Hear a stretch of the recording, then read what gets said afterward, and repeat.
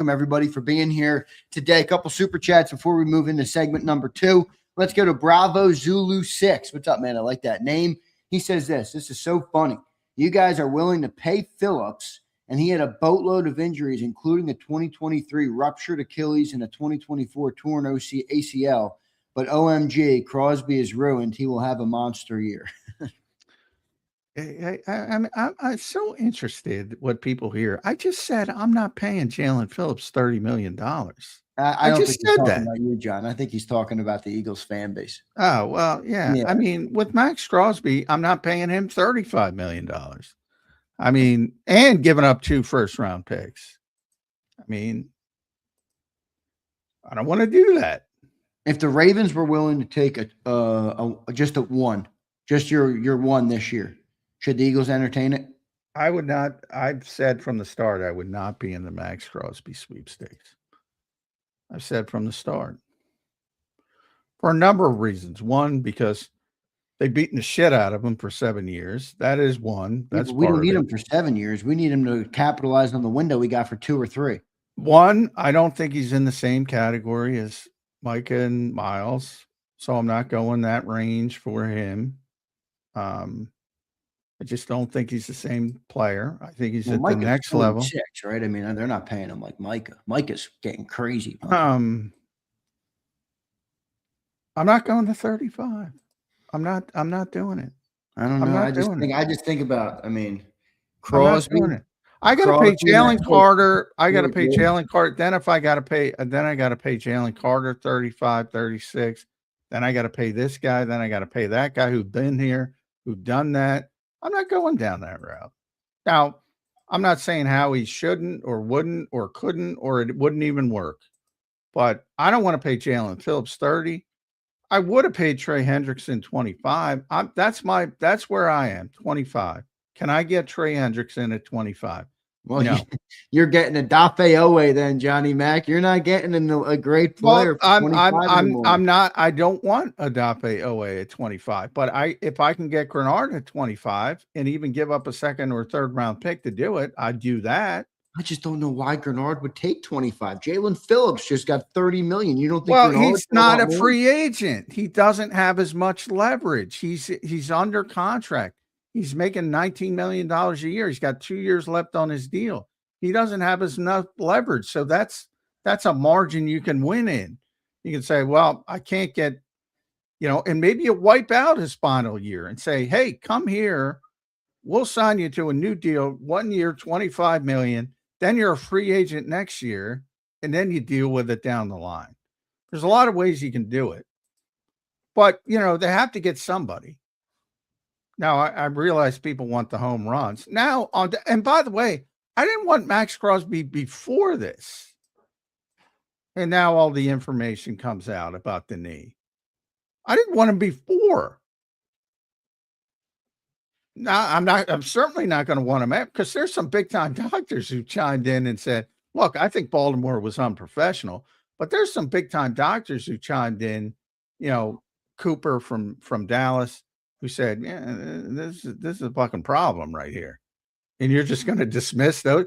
And those guys are independent. They went outside. They had 4 or 5 independent doctors look at it. Not team doctors, which the team can, the team will do whatever you want them to do. They'll say, hey, pass them, don't pass them. But you got guys like Cooper who said, you might have some problems down the road with this. And I don't know. You guys talked to Dr. Chao. What were his concerns? Yeah, his concerns were that it's not as simple as a meniscus trim, which a lot of people conflate with repair. And so he does think it's going to take some time to repair. But he also said, I mean, he can come back. It's just he's not surprised that Baltimore did what it did. And he likened it to this, John. This was the analogy that Dr. Chao used. When you buy a house, you enter into contract, right? And then you go into escrow. Once you go into escrow, you have the ability to get an inspection done on the home to approve the purchase. And if things don't check out, you can rescind the deal basically for no money that lost. He said that's basically what the Ravens have done here. They've done their inspection and it didn't pass up, and they wanted to, protect their assets that they gave up. So that's why they did it, and that was kind of how that was the analogy that he used for it. So Yeah, I think it's a good analogy. But I do think they got cold feet. I think they knew he was injured to begin with, and they were yeah, I okay agree. with it. And then they said, you know what, Trey Hendrickson's still available, and the market's lower than expected, and we don't have to give up 2 first-round picks. And they said, let's do that. I think that's what happened. But I on the agree. same, but there were concerns, and they knew the concerns, and they went ahead anyway. So I still think they were unprofessional. So I'm not trying to, Yeah, me too. you They know, they definitely weren't. That's why they had to try out their GM yesterday to try and do yeah. damage control. That was 100% unprofessional. The other analogy that Dr. Chao used, John, for Maxx Crosby's meniscus is, when you trim it, he likened it to this. For NFL players, for when you play on grass, if you cut your lawn, okay, with a lawnmower, you can go and play on that grass right away. However, if you resod the entire thing, you have to wait for the roots to set before you can go and play football on the grass. That's kind of what he likened it to with the meniscus. He's like, but this is not a trim of the meniscus. This is a repair. And it's kind of like relaying sod down. You have to let the roots set before you can go and play on it. So it's much different than a trim where people can get back in as little as, days or a week.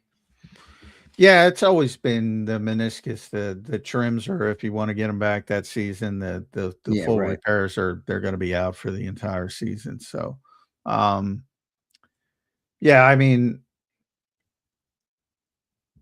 I don't know if he talked any about the degenerative nature of it. That's a big issue. But remember, you're right to say that if you're thinking about things in 1-year windows, I mean, who cares about the long-term aspect of it? But I mean, obviously, Howie's not looking at things in 1-year windows either. She constantly tries to impress the people, but they don't generally latch on to it. So it's not all about the immediate gratification. But as I said before, all these problems, I was not in on Maxx Crosby. If I'm running the Eagles, Yeah, I'm you've been just consistent on this. I'm just not going down that road. Doesn't mean I'm right, but I'm certainly not going to change my opinion now. But that there's evidence of what I said. Yeah. In fact, you might feel more validated, John, which I could understand as well.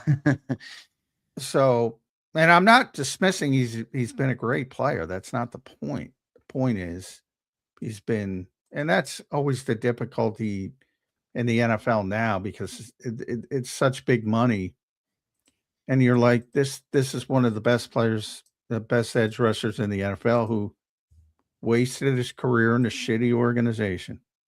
Sucks, but that's what's going on. And